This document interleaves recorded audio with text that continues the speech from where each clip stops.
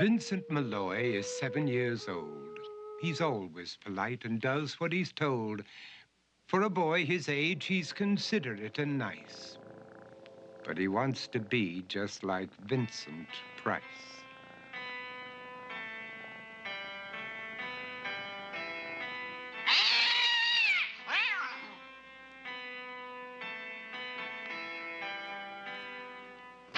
He doesn't mind living with his sister, dog, and cats, though he'd rather share a home with spiders and bats.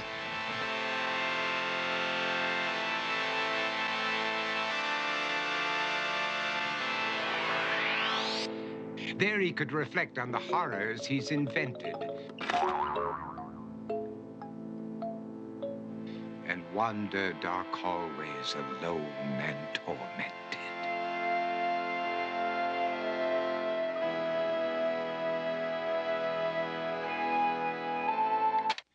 Vincent is nice when his aunt comes to see him, but imagines dipping her in wax for his wax museum.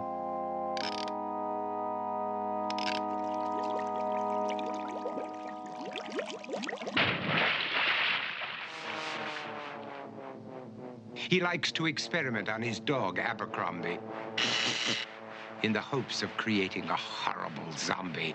So he and his horrible zombie dog could go searching for victims in the London fog. His thoughts, though, aren't only of ghoulish crime. He likes to paint and read to pass some of the time. While other kids read books like Go, Jane, Go, Vincent's favorite author is Edgar Allan Poe. One night, while reading a gruesome tale, he read a passage that made him turn pale. Such horrible news he could not survive, for his beautiful wife had been buried alive. He dug out her grave to make sure she was dead, unaware that her grave was his mother's flower bed. His mother sent Vincent off to his room. He knew he'd been banished to the Tower of Doom, where he was sentenced to spend the rest of his life alone with the portrait of his beautiful wife. While alone and insane, encased in his tomb, Vincent's mother burst suddenly into the room. She said, "If you want to, you can go out and play. It's sunny outside and a beautiful day."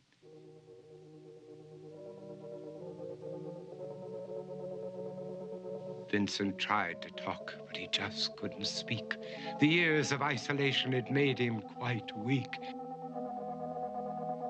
So he took out some paper and scrawled with a pen, "I am possessed by this house and can never leave it again."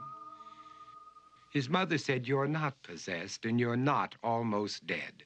These games that you play are all in your head. You're not Vincent Price, you're Vincent Malloy. You're not tormented or insane, you're just a young boy. You're 7 years old and you are my son. I want you to get outside and have some real fun." Her anger now spent, she walked out through the hall. And while Vincent backed slowly against the wall, the room started to sway, to shiver and creak. His horrid insanity had reached its peak. He saw Abercrombie, his zombie slave, and heard his wife call from beyond the grave. She spoke from her coffin and made ghoulish demands, while through cracking walls reached skeleton hands. Every horror in his life that had crept through his dreams swept his mad laughter to terrified screams. To escape the madness, he reached for the door, but fell limp and lifeless down on the floor.